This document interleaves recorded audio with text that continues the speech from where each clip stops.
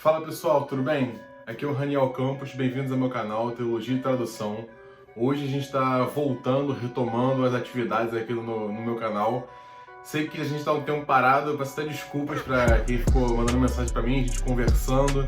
É porque realmente ocorreram algumas coisas da minha vida que eu tive que acabar priorizando e não tive tanto tempo para poder reunir, fazer um material de qualidade para poder de fato tentar trazer alguma coisa que consiga agregar.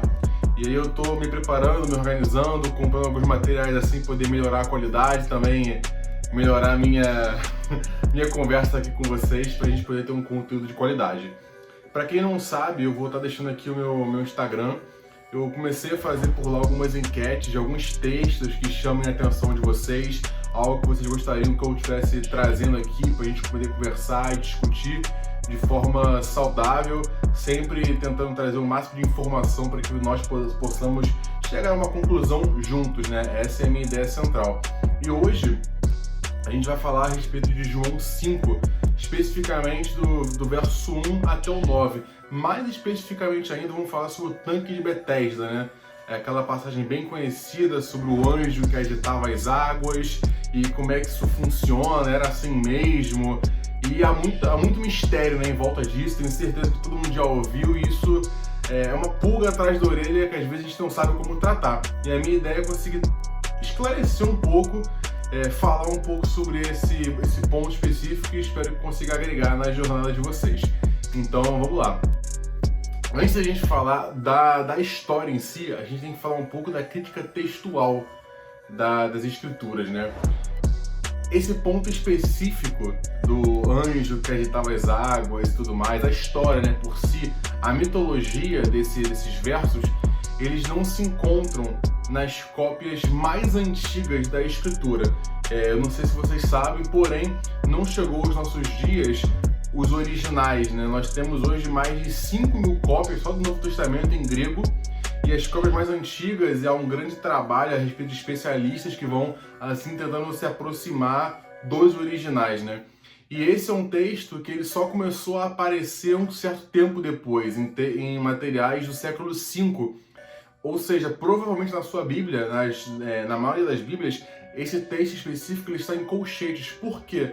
Não se tem tanta certeza se de fato esse era um texto autêntico que João de fato havia colocado no seu evangelho, né, nesse ponto específico. Porém, não se sabe ao certo, né? Há uma certa dúvida. Se torna um pouco mais provável que não. Porém, para que a gente não retalhe as escrituras, para que não haja uma confusão, a gente decidiu que deve estar ou não está, se mantém lá, mas com um colchete especificando que há uma certa ressalva sobre isso. Mas aí entra a pergunta, né? Mas se o texto está ali, independente se foi o próprio João que escreveu ou alguém posteriormente, algum copista, com o objetivo de tentar contextualizar um pouco mais, né? Porque se você fala que um monte de gente está num poço, numa região lá de banho e tudo mais, não significa muita coisa. Esse contexto, essa lenda do anjo, que acaba de fato trazendo uma contextualização do que por que as pessoas estão ali. E aí entra a pergunta, né? Certo, talvez não tenha sido João, mas se não foi, queriam explicar alguma coisa. E o que é isso? Por que esse texto está ali? Por que esses versos especificam, né? De onde é que surgiu esse conceito? E é isso que a gente vai falar agora. É de se estranhar que dentro de uma perspectiva cristã, a gente imaginasse um anjo que agita as águas e assim, de repente, pessoas eram curadas, né? Soa uma coisa muito fora, muito mitológica de fato, né? Nós vemos muitas vezes que quando a aparição de um anjo vindo nas escrituras era algo debaixo de um propósito, e principalmente manifestações que chegassem a esse ponto eram coisas muito específicas, né? Não algo aleatório que poderia acontecer com alguém. Então esse texto ele pode causar uma certa estranheza, e agora eu trago não necessariamente uma afirmação decisiva e absoluta, mas uma perspectiva de onde é que pode ter surgido essa lenda, né? Quando a gente compara as aparições de anjos na Escritura, no Antigo Testamento, no Novo Testamento também, e esse ponto específico, nós começamos a ver uma certa divergência, né? Porém, essa história se assemelha muito a um culto a um deus pagão romano. A gente lembra que esse evento ocorria em Jerusalém, porém havia, naquela região bem específica, na Porta das Ovelhas, no tanque de Betesda, um pequeno santuário a esse deus. Havia lá um santuário a esse deus chamado Esculápio. que era um deus da medicina, filho de Apolo, e que nesses rituais, né, onde muitas pessoas vinham procurar para que elas pudessem, voltando de guerras, pudessem ser sanadas e tudo mais, e a lenda vai contando que esse deus ele tinha capacidades até mesmo de ressuscitar mortos. Fazia parte do ritual desse deus banhar-se nas suas águas, né? Então, essa mitologia de você se banhar havendo cura se assemelha muito mais a essa leitura pagã, né, de um milagre ocorrendo.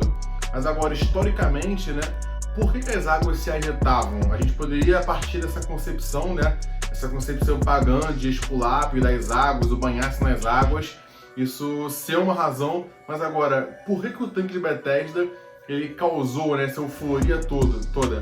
A gente tem que lembrar que era um evento, Jerusalém ele atraía multidões e multidões de pessoas para lá, né, para os seus ritos e tudo mais. E é muito normal que, devido a isso, muitas pessoas passem por aquela região e venham a se banhar, e aquela água tinha que ser constantemente renovada, né? Então, quando abriam-se as portas para que a água pudesse ser renovada, consequentemente, as águas se moviam. Então, juntando essa consequência natural de ser uma região com muitas pessoas em busca de realizar seus rituais, em busca de ter o seu momento de devoção, se surge essa lenda, né? Ao mesmo tempo que há as águas que se movem, há também um Deus que certamente promove curas através disso, né? Então essas duas coisas acabam se juntando e essa perspectiva pagã ela pode acabar se misturando também com essa visão mais judaizante, e assim surge uma lenda, né? Surge uma lenda pagã que vai misturando isso tudo, e aí o que seria um Deus na realidade agora é um anjo, né, para os judeus. E aí começa essa bagunça. Essa é uma leitura que a gente pode estar compreendendo o texto, né? Essa mescla entre paganismo e ritos, né? Pessoas que estão ali o tempo todo movimentando, procurando justamente isso, né? Serem curadas, serem transformadas, terem uma comunhão maior com o seu Deus e tudo mais. Isso explicaria, isso contextualizaria, faria a gente compreender por que tantas pessoas estavam ali. Aquilo não passaria de uma história, né? Uma fábula que é inventada pela ficção, pela mentalidade idólatra das pessoas, e assim causando essa busca incessante por cura, né? E quando Cristo vem, a gente repara que ele não faz nenhuma alusão, nenhum poder mágico da parte desse tal anjo. Cristo não assume a responsabilidade sobre aquilo que era falado. A cura vem dele, somente dele, não fazendo alusão ao tanque, né? Esse também é um ponto muito relevante.